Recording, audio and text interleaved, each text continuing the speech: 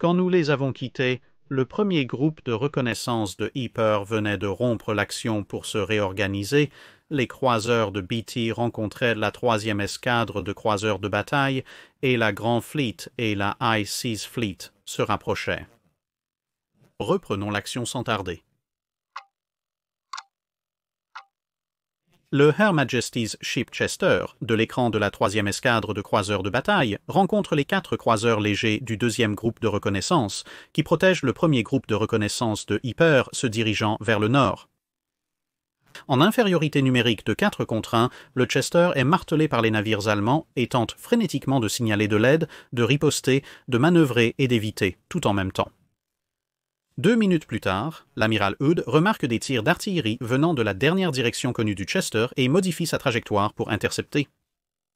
Dans le Merck, certains des plus grands croiseurs britanniques sont pris par erreur par les navires allemands pour des unités nettement plus méchantes, Scheer étant informé que le Her Majesty's Ship Agincourt opère, pour une raison quelconque, avec les croiseurs légers.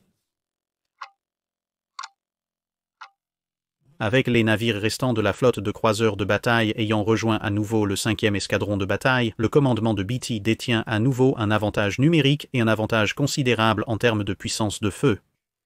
Avec la lumière et les positions relatives ayant changé, ils bénéficient également de conditions visuelles bien meilleures, leurs cibles étant mises en évidence et eux-mêmes étant obscurcis. Ainsi, ils se réengagent pour le groupe de reconnaissance. Ypres réalise qu'avec plusieurs navires endommagés et le feu lourd et précis de la plupart du 5e escadron de bataille se concentrant, il a peu de chances d'accomplir beaucoup plus et se tourne de nouveau vers la flotte de haute mer. À peu près au même moment, le Her Majesty's Ship Lion est repéré depuis le Her Majesty's Ship Iron Duke.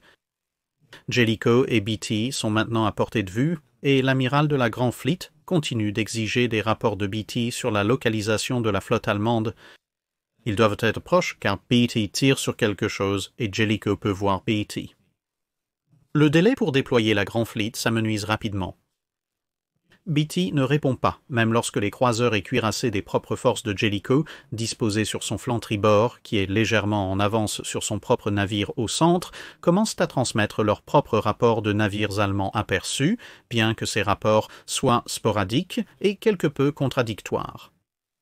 Dans un moment un peu plus léger, le payeur du Her Majesty's Ship New Zealand monte sur le pont pour prendre un peu d'air frais, ignorant la reprise de l'action. Il s'étire, prend une grande respiration et se fait soudainement souffler son pantalon par le tir de la tourelle P à travers le pont. Suitablement embarrassé, il bat en retraite précipitamment. La 3e escadre de croiseurs de bataille sort de l'obscurité et renverse la situation sur le 2e groupe de reconnaissance.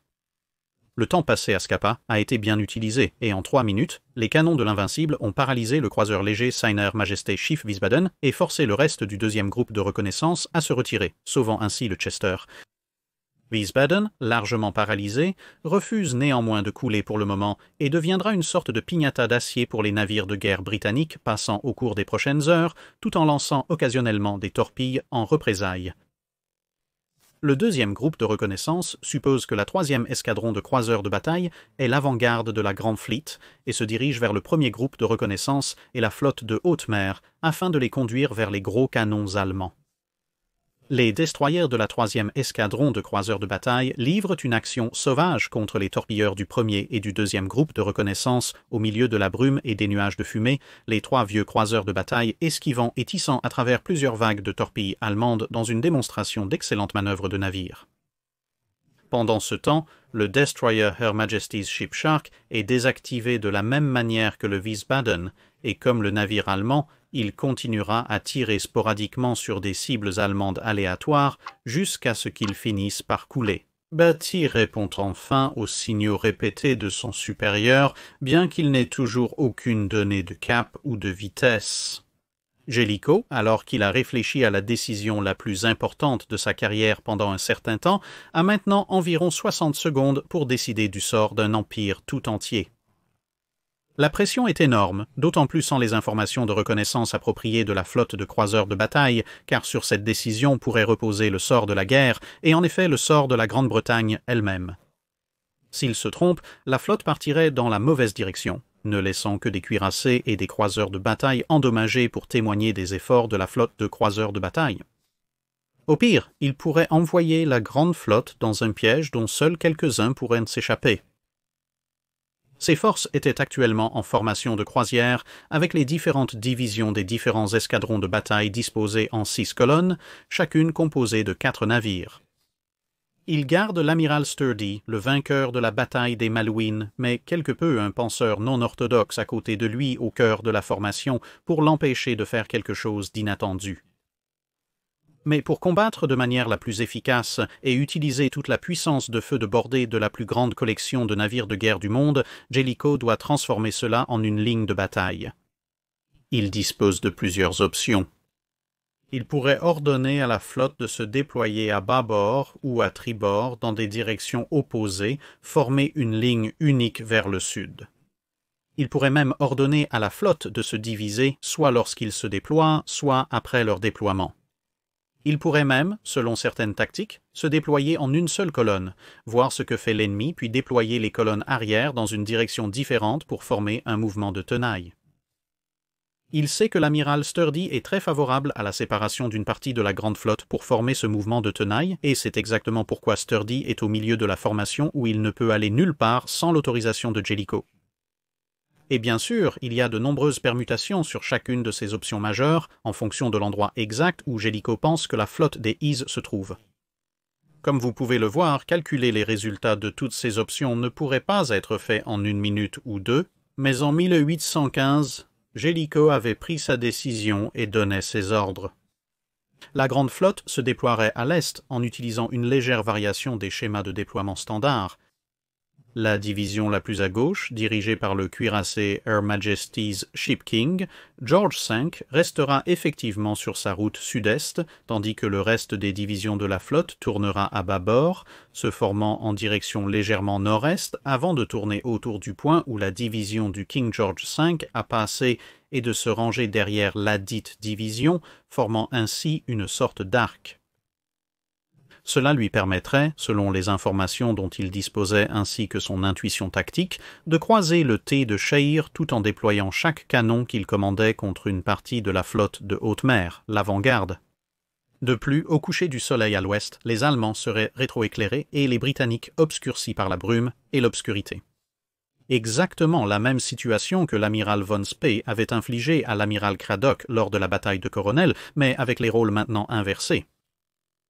Si tout se passait comme prévu, des escadrons individuels de navires allemands se nourriraient eux-mêmes dans le hachoir à viande de plusieurs centaines de canons lourds avec une capacité minimale à répondre.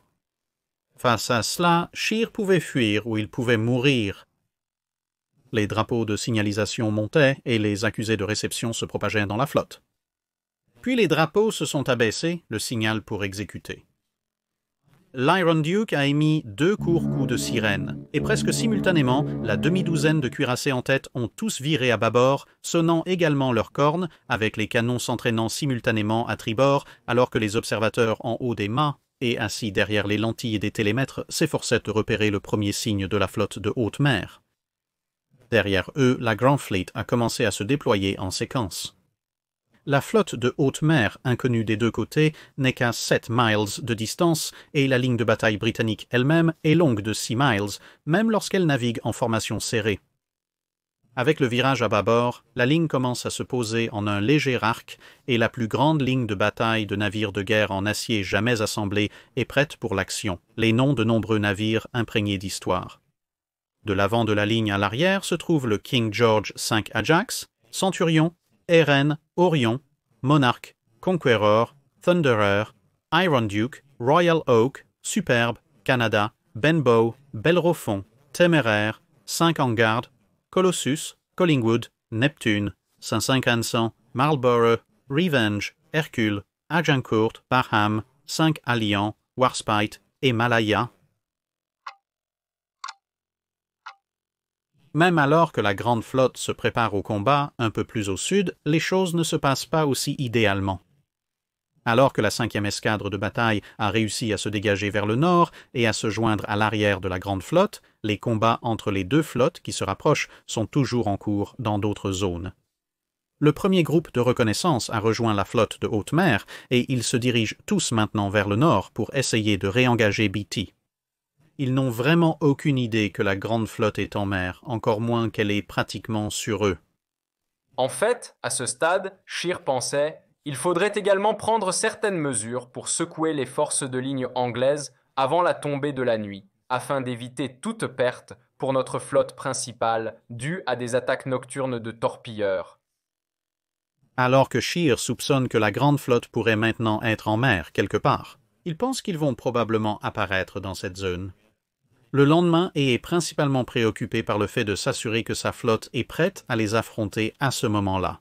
Et pour être juste, il y a quelques problèmes plus proches à régler. Entre les deux flottes, les croiseurs de bataille de BT traversent le visage de la Grand Fleet en déploiement pour essayer de se connecter avec le 3e escadron de croiseurs de bataille et obscurcir toute vue que la flotte de haute mer pourrait avoir des cuirassés britanniques, tandis que la majorité du 5e escadron de bataille continue vers le nord, alors qu'il tombe à l'arrière de la formation générale de la Grand Fleet.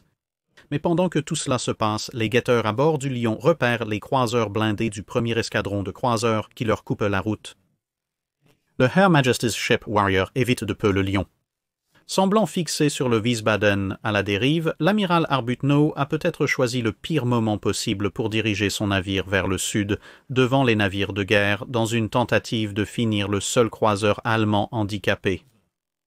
Ce n'est pas la seule quasi-collision non plus. Les divers autres croiseurs et unités de destroyers de la Grande Flotte ont dû s'éloigner de ce qui est prévu pour être une zone très chaude dans les prochaines minutes, et ils essayent d'établir un ordre de bataille à l'arrière des cuirassés vers le sud-ouest, avec des unités occasionnelles sous le feu de divers navires allemands, alors qu'un certain nombre d'unités éloignées entrent à portée de tir les unes des autres. Les cuirassés perplexes observent leurs escortes essayer de se sortir du soudain embouteillage et de se mettre en quelque sorte en ordre.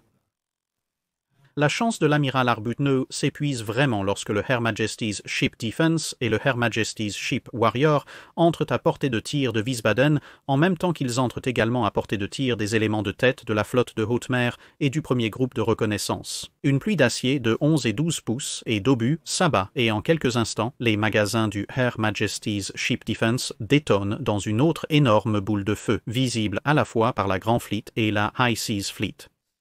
Elle disparaît sous les vagues avec tous les hommes à bord, peut-être la victime la plus flagrante de la journée.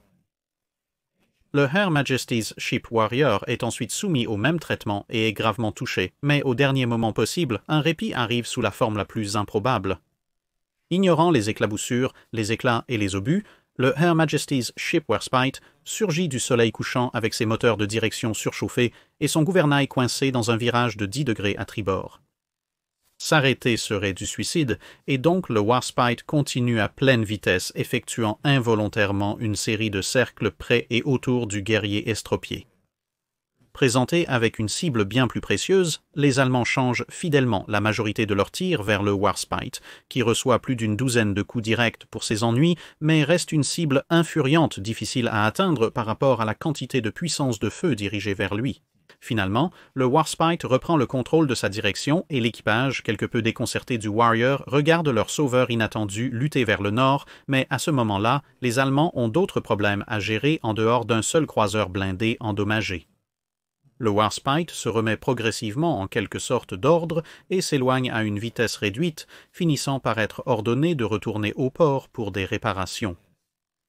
Néanmoins, les Allemands croient à ce moment que tous les 3 croiseurs blindés et le Warspite ont été coulés. Le compte rendu d'après-guerre de Scheer mentionnant plusieurs fois le prétendu naufrage de ce dernier et semblant par moments presque personnellement insulté par l'audace du Warspite à ne pas sombrer sous les vagues. Pendant que les événements se déroulaient, sur le quart arrière-bâbord de la formation allemande, le premier groupe de reconnaissance entrait dans le champ d'action du 3e escadron de croiseurs de bataille, reprenant contact avec Beatty et le reste de la flotte de croiseurs de bataille. La visibilité est d'abord, en faveur de la Royal Navy, un microcosme de ce que Jellicoe prévoit. Bien que le 3e escadron de croiseurs de bataille soit composé de croiseurs de bataille plus anciens qui sont vulnérables aux navires de guerre allemands, quelles que soient les pratiques de manipulation des munitions, s'ils ne peuvent pas être vus, ils ne peuvent pas être touchés, et leur récente formation à Scapa porte ses fruits. Le Her Majesty's Ship Indomitable marque rapidement 4 coups, 3 sur le Derfflinger et 1 sur le Seydlitz. Cependant, c'est Lutzel qui attrape vraiment le mauvais bout du bâton alors qu'elle est sous le feu de Lyon, inflexible et invincible. 10 coups s'écrasent sur le navire amiral allemand, et c'est en fait l'Invincible, le plus ancien croiseur de bataille présent, et en effet le premier de son genre, qui scelle le sort ultime du plus récent croiseur de bataille présent lorsqu'il place 2 des 8 obus qu'il livre à Lützow en à peu près autant de minutes, juste en dessous de la ligne de flottaison avant, provoquant une inondation progressive catastrophique qui comprend une brèche dans le grand appartement des torpilles qui contrôle les tubes de proue submergés du navire. C'est un coup mortel, mais cette mort prendra un certain temps à venir. Cependant, le sort de l'Invincible arrive un peu plus rapidement. Une rafale de vent dissipe brièvement la fumée et l'obscurité, l'exposant à la vue claire des navires de Ypres, et à la fois Lo-un-Katartezov et Dirflinger ouvrent le feu. 3 salves de chaque retentissent et en 1 minute et demie, tout est fini. Un obus s'écrase sur sa tourelle la plus proche au milieu du navire, et quelques instants plus tard, un éclair trop familier de détonation de magazine illumine la soirée, alors que 1026 officiers et hommes perdent leur vie en quelques instants. Presque tous les quelques survivants étaient une poignée d'hommes au sommet du grand mât, qui a été soufflé net. Hors du navire, avec eux toujours à leur poste. Étonnamment, l'un des autres vient de la tourelle Q, celle qui a été touchée. Le Her Majesty's Ship Princess Royal prend quelques coups du Seiner Majesté Chief Mark Graf, mais l'action s'arrête peu de temps après. Lo-un-Katartezov a de nombreux systèmes hors ligne et prend rapidement l'eau. L'amiral Ypres est donc contraint de se rendre sur le Seiner Majesté Chief G-39, un bateau torpilleur, et de chercher un croiseur de bataille en état de marche à partir duquel il peut diriger, car, entre autres, les systèmes radio à bord du Lützow ont été l'une des nombreuses victimes. La raison de l'interruption de l'action renouvelée des croiseurs de bataille était rapidement évidente pour tous les côtés, car même si l'affrontement avait semblé que les cuirassés allemands entraient en jeu contre les croiseurs de bataille britanniques, pour citer l'amiral Scheer, il était maintenant évident que nous étions confrontés à une grande partie de la flotte anglaise. L'arc entier s'étendant du nord à l'est était une mer de feu. Un éclair provenant des masses du canon a été vu distinctement à travers la brume et la fumée à l'horizon, bien que les navires eux-mêmes n'étaient pas distinguables. Le mélange de faible lumière, de brume et de fumée dérivante, à la fois des cheminées et des canons, avait réussi à obscurcir complètement toute la ligne de bataille de la Grand Fleet des Allemands, jusqu'au moment où des dizaines d'éclairs, suivis peu après par des fontaines d'eau et de feu, ont commencé à éclater dans la pénombre. La High Seas Fleet est prise complètement au dépourvu, confrontée à un adversaire dont ils étaient, jusqu'à ce moment, convaincus qu'il était toujours au port, ou du moins tout juste sorti de celui-ci. En parlant d'être pris au dépourvu, le croiseur Her Majesty's Ship Galatea essaie toujours de trouver sa place dans la formation et passe juste à côté du Her Majesty's Ship Agincourt, lorsque le cuirassé tire une bordée complète de 14 canons, stupéfiant l'équipage de commandement du malheureux croiseur et leur donnant l'impression que tout leur navire a été brièvement soulevé hors de l'eau et replongé dedans. Mais l'incrédulité règne sur les navires allemands, en particulier le Her Majesty's Ship Iron Duke sur les navires allemands. En particulier, le Her Majesty's Ship Iron Duke, avec Jellicoe à bord, est non seulement le premier navire à repérer la flotte en haute mer, mais il réussit ensuite à toucher 7 fois en quelques salves le malheureux Seiner Majestat Chief König. La ligne de bataille de la Grand Fleet est si longue que tous les navires ne sont pas en mesure d'ouvrir le feu. La situation n'est pas aidée par Beatty qui essaie de placer ses croiseurs de bataille en tête de ligne et gêne divers escadrons, mais la concentration contre les éléments de tête des forces de Scheer est toujours écrasante et le niveau de feu augmente à mesure que la distance se réduit et que davantage de cuirassés britanniques sont en mesure de cibler leurs objectifs. Scheer évalue rapidement un certain nombre de facteurs. Et même alors, avec seulement un nombre limité de leurs canons de batterie principale, 2. Leur capacité à le faire va rapidement se dégrader dans un futur immédiat alors qu'ils subissent de plus en plus de coups. 3. Ces navires ne peuvent toujours pas voir grand-chose. Si ce n'est rien, la grande flotte en dehors des éclats d'armes à feu et des contours flous est toujours pratiquement invisible. 4. C'est un piège. 5. Il n'a aucune idée de ce qui pourrait se trouver là-bas. Par exemple, si la doctrine britannique était similaire à la sienne, même en cet instant, des dizaines de destroyers britanniques pourraient converger vers lui, prêts à envelopper ses forces dans un maelstrom de torpilles. Il ne le saurait que lorsque les explosions commenceraient, plus violentes que maintenant. L'appel de Jellicoe a été aussi proche de la perfection qu'il est possible de l'être dans ce genre d'engagement. Il a Scheer exactement là où chaque amiral depuis l'aube de la ligne de bataille a voulu que son adversaire soit. Scheer fait face à un dilemme terrible. S'il continue, sa force va être démantelée escadron par escadron. S'il s'engage dans une bataille en largeur, il est en infériorité numérique. Le point de virage deviendrait de toute façon un point de mire et serait utilisé pour battre les navires entrants, et ces navires de tête souffrent déjà. Et même un virage conventionnel pour s'échapper verrait presque tous les navires sous son commandement battus et brisés avant qu'ils ne réussissent à sortir de portée. Les navires allemands se remettent néanmoins rapidement de la surprise et commencent à riposter du mieux qu'ils peuvent. Un aspirant à bord du Her Majesty's Ship Collingwood écrit « Des tirs tombaient autour de nous, et nous avons été écartelés plus d'une fois. Un tir court a ricoché, déviant vers tribord. L'obus perforant d'armure, d'un brun rougeâtre, était clairement visible. Quand j'ai vu l'obus voler vers nous, j'ai fait remarquer à l'aspirant Stoneham « Cet obus va frapper une tourelle. » Il ne l'a pas fait. Il a survolé le gaillard d'avant et est tombé en mer près de notre bâbord. L'histoire a évité un changement majeur de seulement quelques pieds, car à l'intérieur de cette tourelle se trouvait le futur roi George VI, alors prince Albert, et plus tard père de la reine Élisabeth II.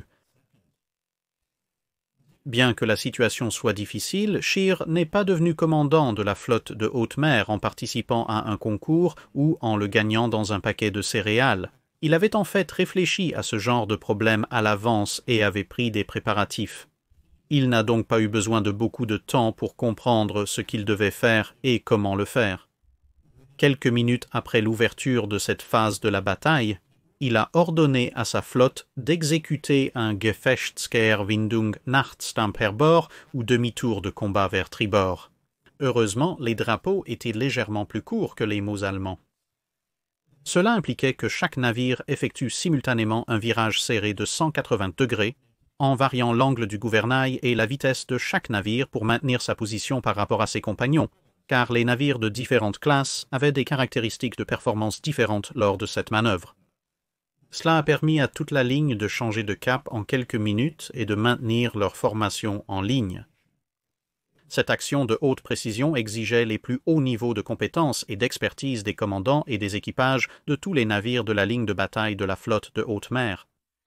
Mais la pratique rend parfait, et quelques minutes après que l'ordre a été donné, la flotte de haute mer s'est estompée dans les brumes et l'obscurité, loin des canons de la grande flotte. Jellicoe fait face à son propre dilemme. Il pourrait suivre la flotte de haute mer et tenter de les achever, mais cela présenterait plusieurs risques. Pour commencer, cela équilibrerait le terrain de jeu en termes de visibilité et exposerait davantage ces navires à la possibilité de vagues de torpilles qui auraient pu être tirées pour couvrir les traces de la flotte de haute mer. Ce dernier problème était plus préoccupant. Conserver le couvert des brumes était un avantage majeur, mais même dans un scénario de visibilité égale, Jellicoe avait plus de navires et plus d'armes et de plus gros canons. Les torpilles étaient donc la préoccupation la plus pressante. Ces cuirassés envoyaient maintenant des rapports de torpilles dans l'eau et prenaient les mesures d'évasion nécessaires, et donc, en conséquence, la Grand Fleet se dirigeait vers le sud dans à peu près la même direction qu'auparavant, mais pas dans une poursuite directe, restant à l'ouest et conservant également l'avantage de l'artillerie de la lumière et des brumes. Le Her Majesty's Ship Marlborough, dans la division arrière de la ligne de bataille, est touché par une torpille, confirmant la sagesse de la décision de Jellicoe. Avec le recul, la torpille venait probablement du SMSVS Burden, endommagé mais toujours à flot, qui défiait encore tout dans les environs, mais ce coup va progressivement réduire la vitesse du Marlborough au cours des prochaines heures. Mais pour l'instant, elle a maintenu la formation alors que la flotte ralentissait à une vitesse de croisière, le capitaine ordonnant simplement que les canons soient élevés plus haut pour compenser la liste. Vers l'ouest, Scheer savait que la tombée de la nuit était encore loin, et il ne savait pas s'il était poursuivi, et si oui, À quelle distance? Avec les pré-dreadnoughts de l'amiral de flotte Maud de l'escadron qui le ralentissait, si Jellicoe se rapprochait pour l'achever, alors il ne pouvait rien faire pour échapper, sauf peut-être sacrifier les traînards et espérer qu'une frénésie alimentaire à la Doggerbank se développe. Ou peut-être simplement être ailleurs. Il décida donc d'aller vers l'est. C'était parce qu'un ennemi poursuivant passerait au mieux à côté du flanc ouest de Scheer avec ses navires cachés dans l'obscurité, et si la poursuite était décalée de quelques degrés et qu'il parvenait encore à repérer la flotte de haute mer, elle pourrait reculer encore plus à l'est dans la nuit qui se rassemble et s'échapper pour de bon. Si le cap de la poursuite dévie légèrement vers l'ouest, il raterait totalement la flotte de haute mer. Si cet ennemi était déjà significativement à l'est, Scheer considérait également qu'il était préférable de les forcer à utiliser leurs destroyers et leurs torpilles avant la tombée de la nuit, lorsque la flotte de haute mer avait encore une chance de repérer et d'éviter ses armes. Dans ses propres mots à l'époque, « Si l'ennemi nous suivait, notre action de changement de cap aurait été classée comme une retraite. Et si l'un de nos navires de l'arrière était endommagé, nous aurions dû les sacrifier. Cependant, il était encore moins envisageable de nous désengager, laissant à l'ennemi le soin de décider quand il nous rencontrerait le matin. » Malheureusement pour Scheer, Jellicoe ne le suivait pas, mais se dirigeait, comme mentionné, vers le sud. Ce qui signifiait que Scheer avait réussi à se sortir de la traversée de la Grand Fleet une fois, pour maintenant conduire involontairement sa flotte droit dans le même piège, les Britanniques détenant exactement les mêmes avantages, seulement maintenant les navires de Scheer étaient endommagés et il y avait un désavantage de visibilité encore plus grand qu'avant alors que le soleil continuait à se coucher. Soulignant à quel point cette bataille s'était étendue, non seulement les 4 principales formations des 2 flottes étaient là, mais aussi un certain nombre de navires handicapés. Her Majesty's Ship Warrior, Her Majesty's Ship Warspite, Seiner Majestät Schiff Wiesbaden et le destroyer Her Majesty's Ship Shark, parmi d'autres. Cette dernière étant maintenant prise dans son propre petit combat avec 4 torpilleurs allemands. Malgré les difficultés, elle a opposé une résistance héroïque, désactivant le Seiner Majesté Schiff 548 avant que le Seiner Majesté Schiff S54 ne lui lance une torpille après environ 5 minutes, envoyant le vaillant Shark au fond. La 2e escadron de croiseurs légers est une fois de plus la première partie de la flotte à remarquer le retour des Allemands et commence une action évasive tout en signalant que la flotte de haute mer est de retour, même alors que les obus commencent à éclabousser autour d'eux, évoquant des souvenirs de quelques heures plus tôt. Scheer se retrouve dans une position familière et indésirable. Pour la 2e fois de la journée, l'horizon s'illumine de flammes, cette fois c'est l'est, et contrairement à la rencontre précédente, Jellicoe a eu un peu plus de temps pour rapprocher sa ligne en une formation plus serrée par rapport à l'arc à peine déployé précédemment, et le feu entrant commence rapidement à se faire sentir. En l'espace de quelques minutes, les 5 principaux cuirassés allemands ont tous été touchés ainsi qu'un certain nombre d'autres navires suivants. Le but principal du virage à l'est de Scheer était d'éviter la Grand Fleet, pas de fracasser à nouveau sa tête de pont endommagée contre elle, alors Scheer ordonne à nouveau le demi-tour. Mais contrairement à la précédente fois, il a de gros problèmes. Avec des coups qui envoient du feu et des débris partout, les éléments avant de la flotte de haute mer commencent à perdre leur cohésion, et même si le virage préservera la plupart des divisions du milieu et de l'arrière, il va laisser une demi-douzaine de cuirassés sous le feu de 4 à 5 fois leur nombre de navires de capitale, alors qu'ils perdent de la vitesse dans leur virage, ce que un certain nombre de dreadnoughts allemands sont assez mauvais à faire. Un 3e escadron en tête, avec le premier groupe de reconnaissance, est déjà gravement touché. Et donc Scheer joue sa dernière carte. Tous les destroyers et torpilleurs, 6 flottilles avec plus de 200 torpilles encore à bord, sont ordonnés en avant pour une attaque de torpilles. Et tous les croiseurs de bataille opérationnels survivants sont ordonnés à la tête des Britanniques pour les distraire de la flotte de haute mer elle-même. Cependant, reconnaissant la situation, certains des torpilleurs allemands se sont déjà lancés dans l'attaque de leur propre initiative. Ypres est toujours coincé entre les navires, et ne peut que regarder alors que le chien de fer, Derflinger, mène les 3 autres croiseurs de bataille allemands opérationnels dans une charge à bout portant contre des cotes de 4,5 contre 1, tandis que la flotte de haute mer se retourne derrière eux, bien que la manœuvre soit beaucoup plus désorganisée cette fois avec certains navires tournant à bâbord au lieu de tribord, d'autres tournant haut et d'autres encore se trouvant évincés de la ligne et forcés de courir parallèlement à leurs camarades jusqu'à ce que tout puisse être réglé. Cet ensemble de manœuvres deviendra connu sous le nom de la chevauchée de la mort des croiseurs de bataille allemands. Une stratégie allemande audacieuse qui s'avère efficace. Tant de navires britanniques tirent sur si peu de cibles que déterminer à quel navire appartiennent les obus devient remarquablement difficile et les navires allemands sont presque constamment cachés dans des colonnes de fumée d'eau et de pulvérisation, réduisant considérablement les chances de trouver la bonne portée. Néanmoins, la quantité a une qualité qui lui est propre et 37 impacts de gros calibre déchirent 3 des 4 croiseurs de bataille. Pour avoir mené l'attaque, 2 des tourelles de Derflinger sont détruites et en échange, une paire d'obus de 11 pouces du Seydlitz touche le Her Majesty's Ship Colossus, causant des dégâts superficiels et d'autres dégâts importants sont infligés au reste des croiseurs de bataille allemands. Même le Marlborough, qui penche lourdement, sonne encore quelques coups.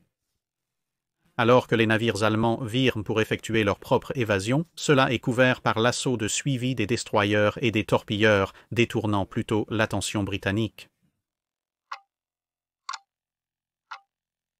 Iron Duke prend une fois de plus une visée incroyablement précise et détruit décontracté le Seiner Majestat Chief S-35 qui visait une dispersion de torpilles sur le navire amiral de la Grande Fleet, mais 31 torpilles atteignent l'eau et afin de préserver la flotte, Jellicoe ordonne à ses navires de se détourner des armes entrantes. Encore une fois, il réussit à éviter les dégâts, bien qu'un certain nombre de marins des Bermudes puissent observer les torpilles passer près d'eux, assez près pour distinguer les détails de leur construction, tandis que les navires britanniques d'escorte parviennent également à abattre le Seiner Majesté Chief V-48.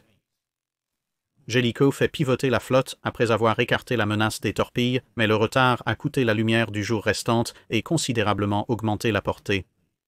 Scheer a une fois de plus disparu dans la nuit. Malgré l'inondation progressive, Boyer-Smith à bord du Marlborough semblait satisfait de la situation.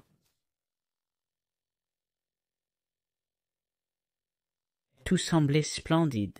Nous avancions à une bonne vitesse de 17 nœuds, malgré l'inclinaison, avec une salle des chaudières sur le point d'être complètement inondée. Actuellement, il y avait 6 pieds d'eau dedans. Nous maintenions notre place dans la ligne, et la grande flotte était toujours entre eux et leur patrie, et avec une journée entière devant nous cette fois, nous allions en faire une affaire d'une manière ou d'une autre. Les éléments périphériques des 2 flottes échangent quelques salves finales. Les croiseurs de bataille allemands endommagés qui traînent sont assaillis par leurs homologues britanniques qui les poursuivent. Un seul coup sur Princess Royal est compensé par 8 autres coups sur les navires allemands, mais juste au moment où il semble que les croiseurs de bataille allemands endommagés et ralentis ont finalement été mis à terre, de l'obscurité grandissante surgissent les pré-dreadnoughts de la 2e escadre de la flotte de haute mer qui engage les Britanniques dans un duel d'artillerie court mais féroce. C'est assez unilatéral, les pré-dreadnoughts reculant sous le feu en quelques minutes, mais ils ont fait leur travail, retenant la poursuite britannique juste assez longtemps pour que les croiseurs de bataille allemands puissent se couvrir dans ce qui est maintenant définitivement la nuit, car le soleil s'était couché à 22 heures. Sans le savoir, ces navires ont tiré les derniers coups qui seront échangés par les navires de guerre britanniques et allemands jusqu'à la Seconde Guerre mondiale. Jellicoe a maintenant une grande décision à prendre. Il peut poursuivre sa progression en formation de ligne de bataille dans la nuit noire. La visibilité était mauvaise pendant la journée et elle est terrible maintenant, mais à partir des dernières rencontres, il a une idée approximative de l'endroit où Scheer pourrait être pour la prochaine demi-heure environ. Mais cela risque d'exposer la Grand Fleet à une action nocturne où la visibilité limitée réduira sa capacité à utiliser le plein avantage numérique de la Grand Fleet et dissimulera également les destroyers et les croiseurs effectuant des attaques de torpilles. Jellicoe sait également que la High Seas Fleet a passé beaucoup plus de temps à s'entraîner pour un engagement nocturne qu'il ne l'a fait.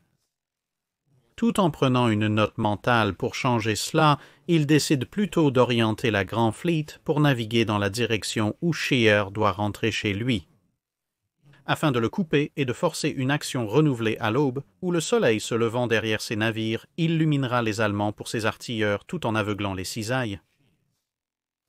Le seul problème est de savoir où aller. Les approches de la côte allemande sont fortement minées, mais les Britanniques savent qu'il existe 4 routes sûres pour passer. La seule que les deux parties écartent immédiatement est de contourner le Danemark et d'entrer dans la Baltique, puis de revenir par le canal de Kiel. C'était de loin la route la plus longue, et bien qu'elle permettrait de rompre le contact le plus nettement avec les Britanniques, il y avait un certain nombre de navires comme le Seydlitz qui ne survivraient probablement pas au voyage, et donc Scheer a déjà complètement ignoré cette possibilité. Les 3 itinéraires qui impliquent de se diriger vers le sud passent par le Heligoland Bight, la côte de Frise du Nord, ou le Horns Reef. Scheer a également exclu de passer par Heligoland Bight, car cela nécessite d'entrer dans les champs de mines qui commencent bien au large, et avec seulement la navigation à l'estime disponible, il n'a aucun moyen de garantir qu'il arrivera à l'entrée. Les Allemands avaient déjà perdu suffisamment de navires à cause de leurs propres mines, sans risquer toute la flotte de haute mer. Le choix suivant était de se diriger vers la côte frisonne, puis de faire demi-tour derrière un champ de mines dans l'estuaire de Jade. Ce parcours divergeait quelque peu de la route britannique, mais restait relativement proche. La dernière option, la plus courte, était au sud-sud-est vers le récif de Horn. C'était la route la plus courte d'au moins 100 miles, mais elle impliquerait de revenir sur le parcours où Scheer sait maintenant que la Grand Fleet se trouve. Avec une observation qui plaçait la flotte de haute mer sur un cap ouest-sud-ouest, Jellicoe a conclu que la côte frisonne était l'option la plus probable. Cela correspondait à l'observation de la flotte de haute mer et au désir apparent de Scheer de rester à l'écart de la Grand Fleet. En théorie, si on lui donnait suffisamment d'avertissements, se diriger dans cette direction lui permettrait également de changer de cap vers le Horns Reef, qui devrait venir si les Allemands tentent de percer ces lignes, car les escadrons de destroyers et de croiseurs étaient répartis autour de la Grand Fleet précisément pour cette fonction de déclencheur. Avec la Grand Fleet bénéficiant à la fois d'un avantage de vitesse de croisière et de vitesse maximale, grâce aux pré-dreadnoughts de l'amiral Merv dans la flotte de haute mer, il pouvait toujours battre Scheer à n'importe quelle destination tant qu'il avait suffisamment d'informations en temps opportun. Jellicoe ordonne à la flotte de se mettre en formation nocturne. La ligne de bataille est remplacée par 4 colonnes parallèles qui réduisent l'empreinte globale de la flotte, facilitant la formation d'un cordon d'escorte et réduisant les chances d'être trouvés par les torpilleurs et les destroyers allemands. Dans la 3e colonne, le vieux navire amiral Marlborough reculait peu à peu. Ayant été touchée par une torpille plus tôt, elle était sûre qu'elle pouvait maintenir 17 nœuds, mais la liste augmentait lentement et sa vitesse diminuait progressivement. Pour l'instant, elle restait vaguement en contact, mais la situation devenait de plus en plus précaire au fil du temps. Les restes de la flotte de croiseurs de bataille étaient positionnés à l'avant et à tribord, ce qui était le meilleur endroit pour eux pour intercepter les navires allemands de tête, s'ils se dirigeaient là où Jellicoe pensait qu'ils allaient. Étrangement, cela signifiait que, en l'espace de 10 minutes, sans que personne ne le sache, la flotte de croiseurs de bataille est devenue l'élément de tête de la flotte de haute mer, qui avançait à près de 8 miles directement derrière eux dans l'obscurité. Un escadron de croiseurs était placé à chaque point cardinal autour de la grande flotte, sauf à l'ouest où 2 étaient stationnés pour s'assurer que la flotte de croiseurs de bataille avait suffisamment de soutien avec tous les destroyers envoyés pour suivre la flotte pour garder l'arrière de la formation britannique, ainsi que pour garder les voies de tir à l'avant et sur les côtés dégagés en cas de développement d'un engagement. À bord des différents navires, il y a enfin du temps pour les équipages de prendre une sorte de pause à bord du Her Majesty's Ship Barham. Le midshipman Frampton a noté « nous ». Nous avons pu quitter la tourelle à tour de rôle pour trouver à manger. J'étais consterné en découvrant l'état chaotique de la salle des canons, tant à l'intérieur qu'à l'extérieur, loin de ce à quoi je m'attendais. Il n'y avait aucun espoir de trouver à manger là-bas. Je me souviens du beurrier soufflé hors du garde-manger et collé à la cloison. La salle des officiers était intacte, et nous avons été invités au festin, tel qu'il était. Quelques langues, des biscuits et une boisson, c'était à peu près tout. Cela nous a revigorés. Le pauvre boyer Smith à Marlborough a dû se contenter d'un biscuit qu'il avait caché dans la tourelle avant le début de l'action, tandis que le lieutenant Brendan Malaya était légèrement plus chanceux. J'étais très content d'un sandwich de pain et de saumon en conserve qui a été servi.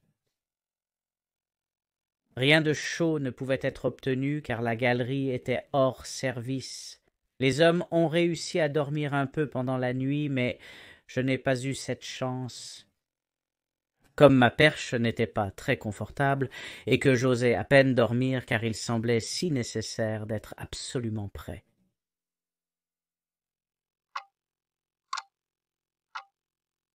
Les Allemands, quant à eux, ont continué en ligne droite, changeant maintenant de cap pour un peu au sud du sud-ouest, bien que le Westphalen semble avoir eu du mal à se conformer et se balade d'avant en arrière sur des paliers proches pendant un petit moment jusqu'à ce qu'il puisse se réorganiser. En préparation pour devoir dépasser la Grand Fleet, Scheer avait précédemment ordonné au commodore Michelson du Seiner Majestat, Chief Rostock, qui était en charge des destroyers de la High Seas Fleet, de se préparer à attaquer les forces britanniques. Sa première tâche était de réellement en trouver puis de déterminer s'ils avaient des torpilles. Ce faisant, il a trouvé le Seiner Majesté Chief Regensburg, dont le commodore était responsable des destroyers du premier groupe de reconnaissance. Ensemble, ils ont rassemblé plusieurs formations de destroyers, mais de nombreuses tentatives initiales ont été repérées au crépuscule et abandonnées sous le feu ennemi. Avec leurs chaudières de plus en plus obstruées en raison de la mauvaise qualité du charbon et une visibilité qui se dégradait, certains des destroyers étaient maintenant pris pour cible par les propres cuirassés de la flotte de haute mer, ce qui compliquait encore les choses.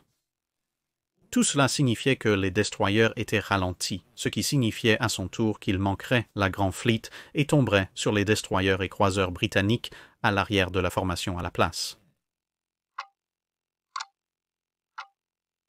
Scheer a réalisé que les cuirassés pré-dreadnoughts, quelque peu meurtris et malmenés de la deuxième escadre de bataille, menaient la flotte de haute mer, pas exactement ce qu'il voulait s'il allait potentiellement rencontrer Jellicoe pour la troisième fois.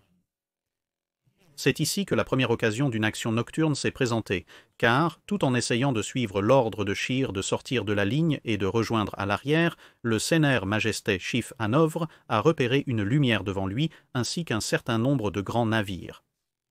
Il s'agissait en fait du Her Majesty's Ship Shannon de la deuxième escadre de croiseurs. Sans cette lumière en place, qui aurait dû être éteinte, il y avait de bonnes chances que les pré-dreadnoughts auraient pu tomber directement sur la deuxième escadre de croiseurs et leurs torpilles et tirs d'artillerie, ce qui aurait certainement alerté la grande flotte d'une autre occasion de croisement hanté. Mais avec la lumière vue, la flotte allemande s'est retenue et a progressivement pris du retard, se mettant dans une position où elle couperait l'arrière de la grande flotte au lieu de s'y précipiter de front. Dans une autre erreur chanceuse, le 4e groupe de reconnaissance, assigné au quart de proue tribord de la flotte de haute mer, s'est retrouvé sur le quart de proue bâbord, évitant ainsi également un cours vers les éléments arrière des cuirassés de la grande flotte. Il y avait encore plus de confusion à l'arrière des lignes allemandes. Scheer avait ordonné au premier groupe de reconnaissance de se placer derrière les pré-dreadnoughts en raison des dommages qu'ils avaient subis, mais Ypres n'avait jusqu'à présent réussi à trouver qu'un nouveau commandement, le Seiner Majesté Chief Moltke, et avait manqué les signaux, essayant plutôt de ramener ses navires en tête. Le Low Ankarthezow flottait encore, mais prenait rapidement l'eau.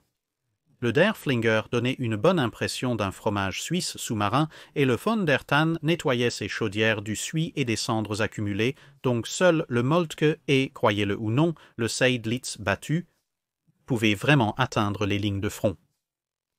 Scheer a répété ses ordres lorsqu'il a remarqué que 2 des croiseurs de bataille du premier groupe de reconnaissance passaient, mais à ce moment-là, les 2 croiseurs de bataille les plus navigables avaient atteint la ligne de front et devraient ensuite faire leur propre chemin vers l'avant. Seiner Majestat Chief Frankfurt et Seiner Majestat Chief Palau repèrent les 16 navires de la 11e flottille de destroyers, bien qu'au début ils pensent qu'il s'agit en fait de 5 croiseurs.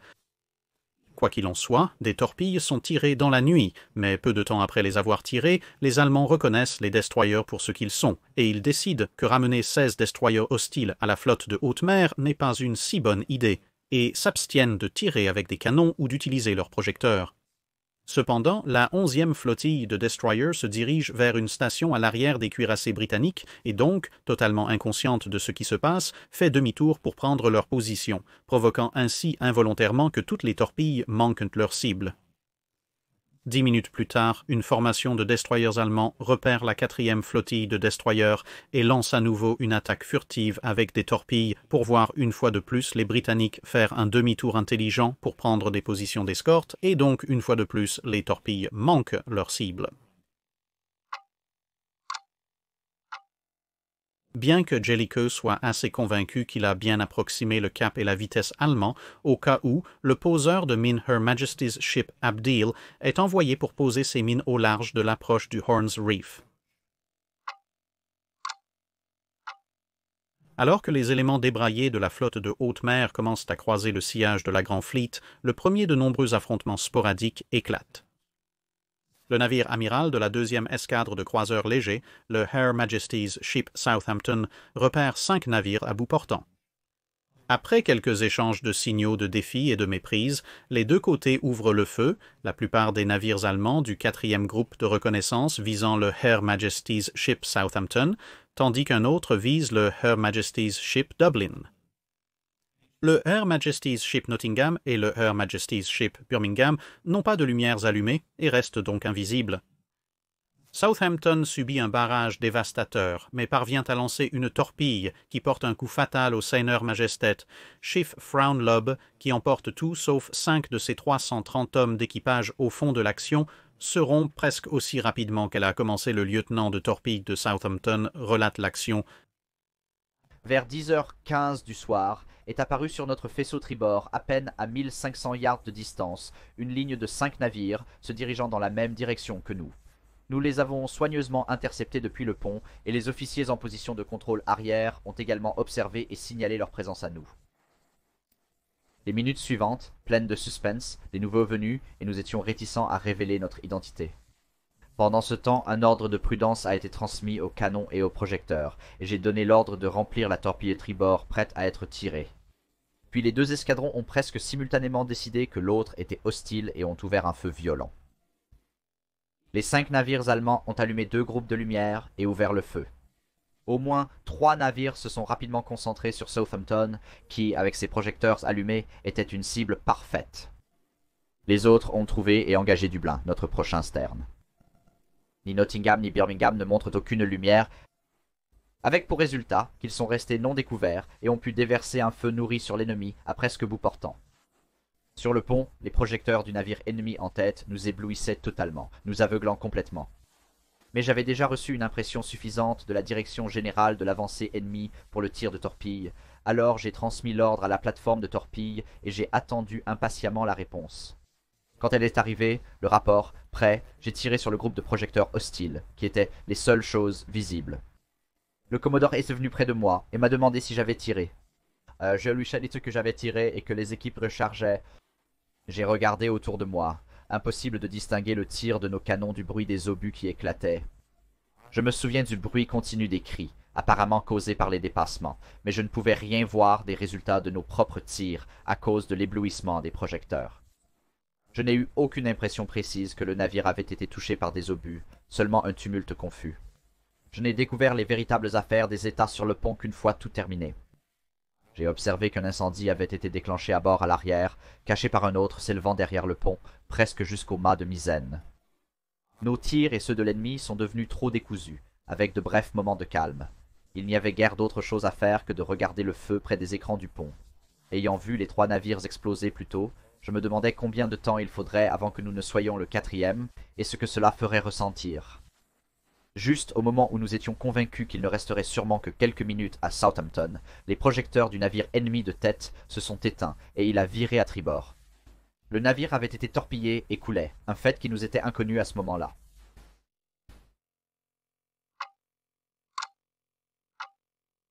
La 11e flottille de destroyers est repérée par le 4e groupe de reconnaissance avec Elbing et Rostock. cette fois l'approche est différente. Lors des précédentes rencontres, le signal de défi britannique émis par projecteur la nuit avait été observé, et ainsi, en utilisant cela, les Allemands ont pu prétendre approcher en formation de la Royal Navy jusqu'à environ 1 mile de distance, moment où tous les projecteurs et canons sont allumés et la 11e flottille de destroyers est prise sous le feu. Les torpilles sont rapidement dans l'eau et, de manière surprenante, l'action cesse lorsque les deux côtés se retirent. Le Her Majesty's Ship Castor est touché à plusieurs reprises, tandis que quelques coups sont marqués sur le Seiner Majestat Schiff Hamburg. Elbing a pour l'instant une échappatoire chanceuse, car une torpille à course profonde est repérée passant juste sous le navire. La 11e flottille de destroyers signale le contact à Jellicoe, mais liste les ennemis comme des forces légères, c'est-à-dire des torpilleurs, ce qui correspond à peu près à ce à quoi Jellicoe s'attendait.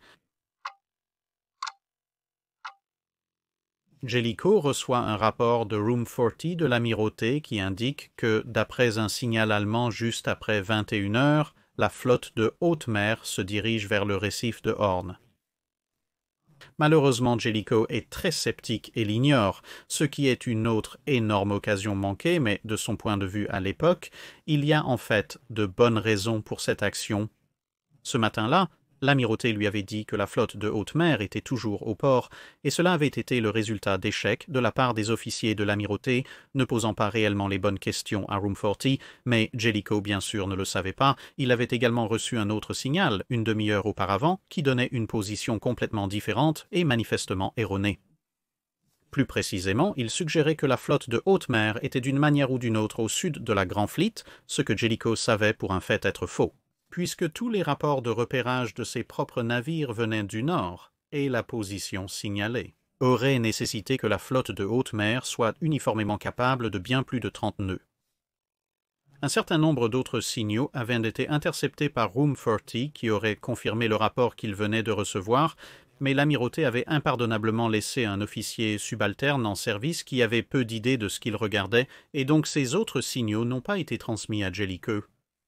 Cela comprenait une demande de Shear pour une reconnaissance Zeppelin le matin sur Horn's Reef. S'ils avaient été alors au moins le poids de rapports similaires, auraient pu conduire Jellicoe à changer de cap et peut-être à changer l'histoire. Ce n'étaient pas seulement les signaux incohérents de l'amirauté qui ont joué dans cette décision. Des rapports d'observation de la Grand Fleet et de la Battle Cruiser Fleet ainsi que des signaux de l'amirauté semblaient contredire cela et avoir été confirmés.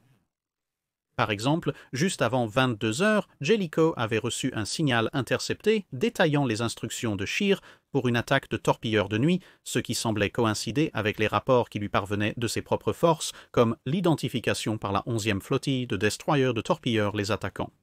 Certes, nous savons que la 11e flottille de destroyers avait tort, mais Jellicoe l'ignorait.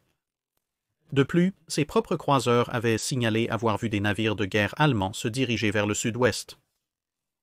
C'était techniquement correct, mais pratiquement faux. Les navires qu'ils avaient vus se dirigeaient effectivement vers le sud-ouest, mais ils ne faisaient cela que brièvement alors qu'ils tournaient pour se diriger vers l'arrière de la ligne allemande. Mais l'observation, qui n'avait aperçu les navires allemands que brièvement, a ainsi donné une idée erronée que c'est là que tous les navires de guerre allemands devaient aller. Dans tous les cas, après que Jellicoe a reçu le signal affirmant que la flotte de haute mer se dirigeait vers le Horn's Reef, Room 40 a également reçu ce qui suit.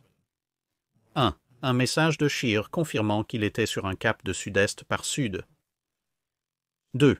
Un message de Shear ordonnant aux bateaux torpilleurs de se rassembler à 0200 à Horn's Reef ou de prendre un autre cap pour rentrer s'ils ne pouvaient pas se rendre à ce rendez-vous. Et 3, au fur et à mesure que la nuit avançait, d'autres rapports de Shear sur sa route et sa position envoyés à 2306, 2330, 2336, 0043 et 0103, chacun d'eux décodé environ une demi-heure après leur envoi par Shear. Aucun de ces signaux n'a été transmis à la Grand Fleet.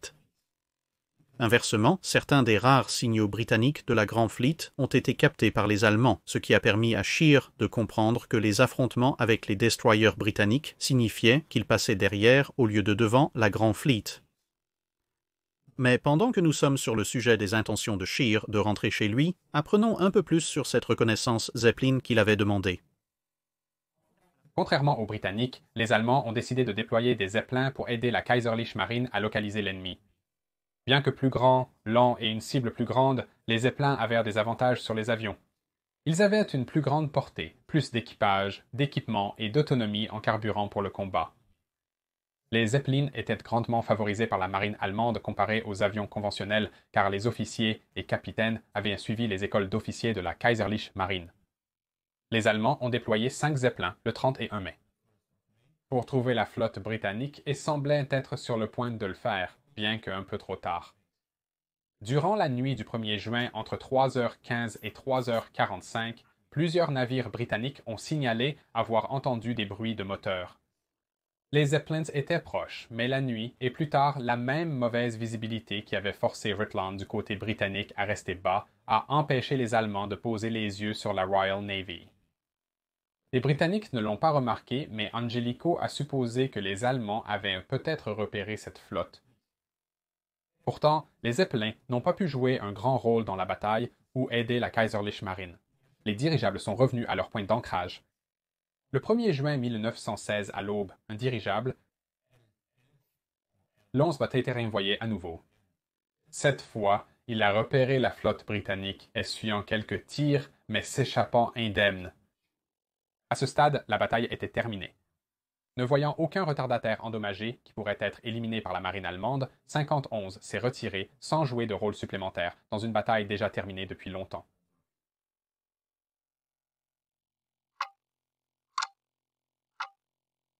La 4e flottille de destroyers était l'unité la plus à l'ouest gardant l'arrière de la Grand Fleet et était composée de 2 leaders de flottille, le Her Majesty's Ship Tipperary et le Her Majesty's Ship Broke, et d'un équilibre d'un ensemble de destroyers de classe. Le Her Majesty's Ship Garland, 4e en ligne, a signalé l'approche de navires inconnus.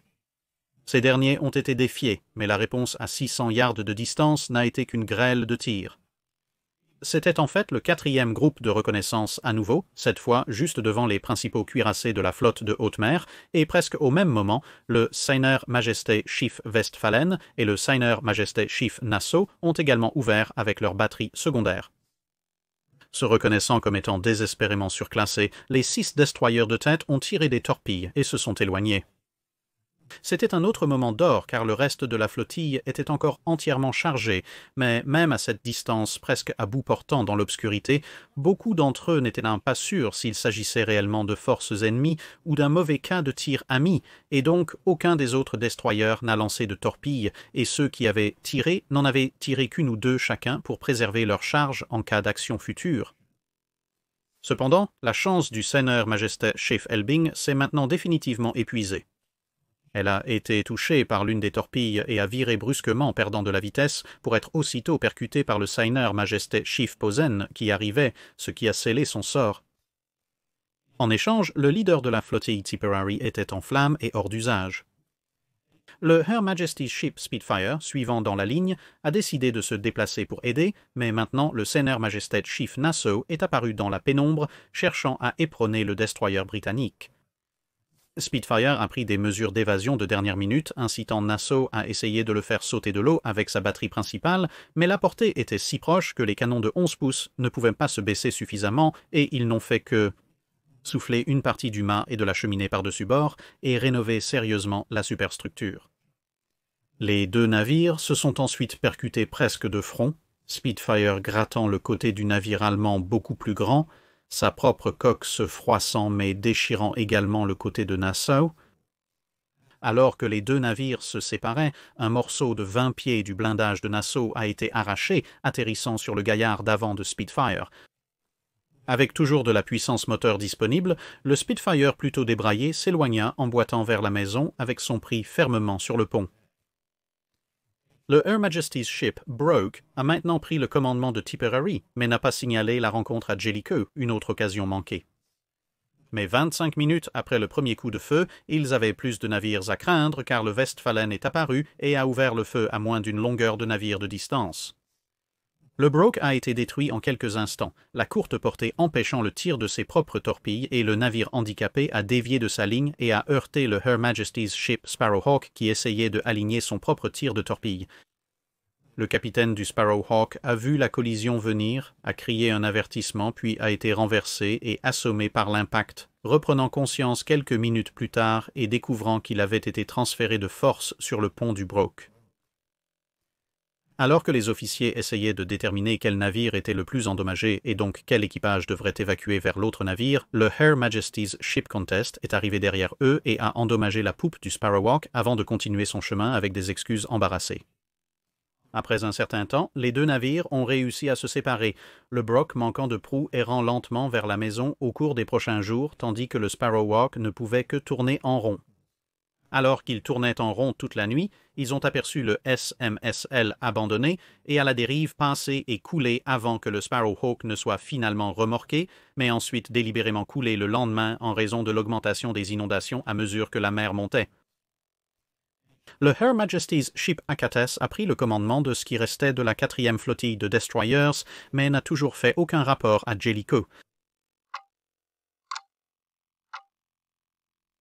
La suivante en ligne était la 13e flottille de destroyers, composée du croiseur léger Her Majesty's Ship Champion et d'un certain nombre de destroyers de classe M, moins quelques-uns qui avaient été perdus ou endommagés plus tôt dans la journée, mais plus le Her Majesty's Ship Termagant et le Her Majesty's Ship Turbulent de la 10e flottille.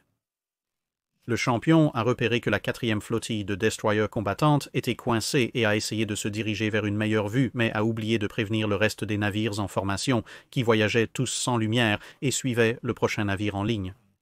Ainsi, seuls les 2 premiers destroyers suivants ont réellement compris ce qui se passait et ont suivi le champion. Mais les escadrons suivants, plus à l'est, ont vu le mouvement du champion et se sont également déplacés.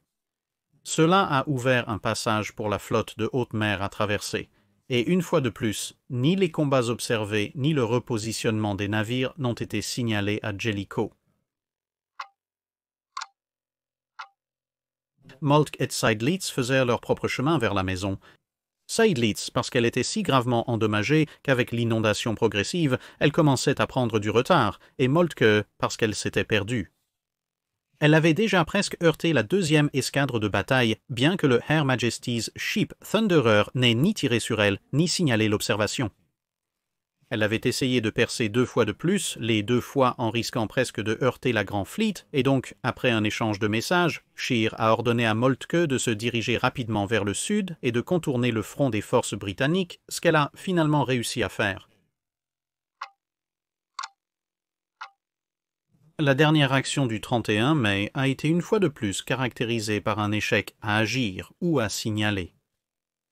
Seydlitz est entré dans la portée du premier escadron de bataille et a été vu par Marlborough, Agincourt et Revenge. Les 2 premiers n'ont rien fait et Revenge a défié l'étranger, a obtenu une réponse incorrecte, mais a ensuite choisi de ne rien faire à ce sujet. 2 croiseurs légers ont à peu près fait la même chose et ainsi le croiseur de bataille détruit a pu ramper pour passer sur son chemin vers la sécurité. Le Her Majesty's Ship Black Prince, survivant de la charge mal avisée de l'amiral Arbuthnot plus tôt dans la bataille, s'est perdu.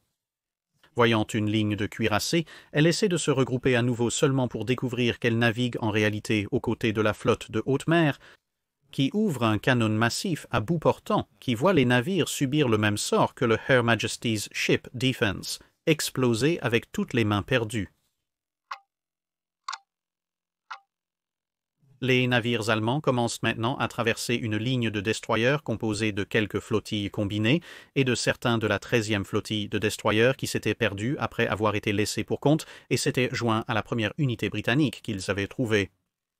Le Seigneur Majestat Schiff Westphalen est à nouveau mis en avant, écrasant le Her Majesty's Ship Turbulent, alors que les destroyers ne signalent une fois de plus pas les observations. Grâce aux dégâts infligés plus tôt sur le Her Majesty's Ship Marlborough, sa partie de la première escadre de bataille avait reculé, et la 12e flottille de destroyers avait également reculé pour rester à une distance d'escorte. Ainsi, au lieu de voir les navires allemands les traverser, les 15 destroyers voient plutôt les navires passer devant eux. La flottille du capitaine Sterling lance une attaque à l'aube, les défis n'ayant pas été relevés correctement. La flotte de haute mer répond par un barrage intense qui repousse presque les 2/3 des attaquants, mais une demi-douzaine parvient à entrer dans la portée des torpilles avant de devoir faire demi-tour. Peu après, le Her Majesty's Chief Pommern est atteint. À bord du Her Majesty's Ship Obédiant, un officier note, juste au milieu du navire dans l'urne de palmier est apparu un dull red ball of fire. Elle s'est étendue à l'avant et à l'arrière et a flambé dans la masse en grandes langues de feu rouge, se réunissant en un nuage noir de fumée et d'étincelles. Puis on a vu les extrémités du navire se lever, comme si son dos était brisé avant que la brume ne la cache de la vue. Pour changer, l'officier principal tente d'alerter Jellicoe, mais les efforts de Stirling sont contrariés soit par ses propres antennes radio endommagées, soit peut-être par le brouillage allemand, et 3 rapports échouent tous à passer.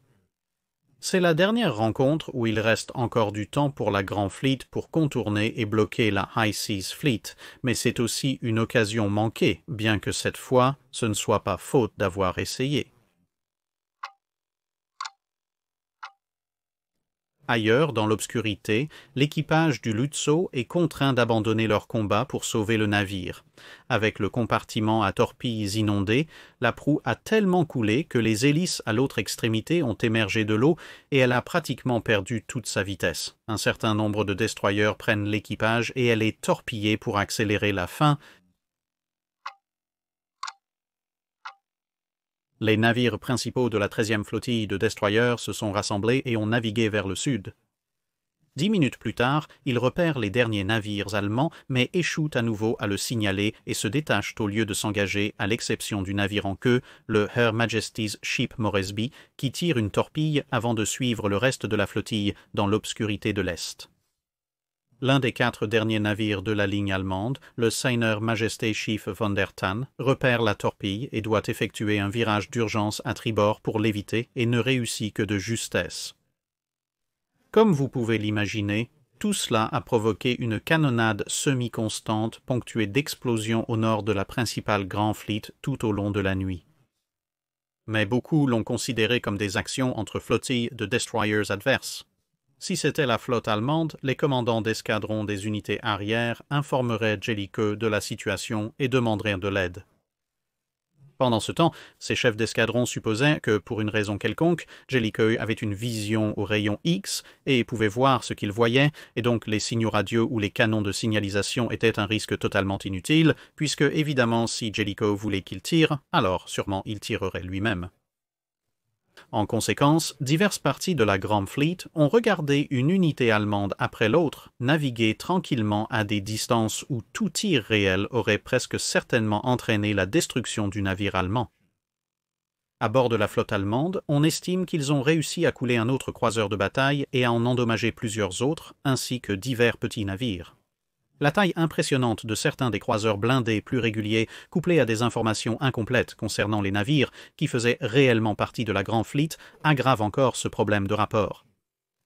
Après la guerre, découvrant à quel point ils se sont approchés de la Grand Fleet, Scheer ne peut pas croire qu'il s'en est sorti, pas plus que beaucoup d'autres historiens. Se trouvant dans l'incapacité d'expliquer comment ou pourquoi les différentes unités britanniques qu'il venait de traverser de part en part, ou qu'il avait observées, n'avait jamais dit à Jellicoe ce qui se passait. Grâce à d'autres signaux, interceptions et rapports qui finissent par parvenir à la flotte, Jellicoe apprend maintenant où se trouve Scheer, mais il est trop loin au nord-est maintenant pour que la Grand Fleet puisse intercepter la High Seas Fleet avant qu'elle n'atteigne le récif de Horn. Avec la flotte allemande maintenant en sécurité du côté est de la Grand Fleet, Scheer a une voie libre pour se diriger vers le récif de Horn et la sécurité, mais maintenant le Her Majesty's Chief Ostfriesland heurte une mine. Après quelques minutes, elle parvient à repartir. Une flotte de haute mer battue commence à faire son chemin vers le port. Sadley, gravement endommagé et bas sur l'eau, s'échoue en essayant de traverser la barre peu profonde qui se trouve à l'extérieur du port sûr. Après quelques procédures d'éclairage d'urgence, l'aide au pompage des remorqueurs et un remorquage, elle finit par passer à marée haute, boitant jusqu'à sa place à 0730 le lendemain, le 2 juin, où elle coule rapidement les derniers pieds jusqu'au fond de la mer. Loin au nord-ouest, la grande flotte et ceux qui restent de la flotte de croiseurs de bataille se dirigent également vers leur patrie, précédés par les navires endommagés détachés plus tôt la veille, Marlborough, Warspite, Spitfire et d'autres. La bataille du Jutland est terminée. Ainsi, les canons s'étaient tus, les navires étaient de retour au port, la bataille du Jutland était terminée, mais qui avait gagné? Quelles seraient les conséquences à long terme et quelles leçons avaient été apprises? Rendez-vous la semaine prochaine pour la 3e partie pour le découvrir. C'est tout pour cette vidéo. Merci d'avoir regardé. Pour toute suggestion de navire à examiner, laissez-nous un commentaire ci-dessous. Commentez le post épinglé pour les questions de Cal Sèche.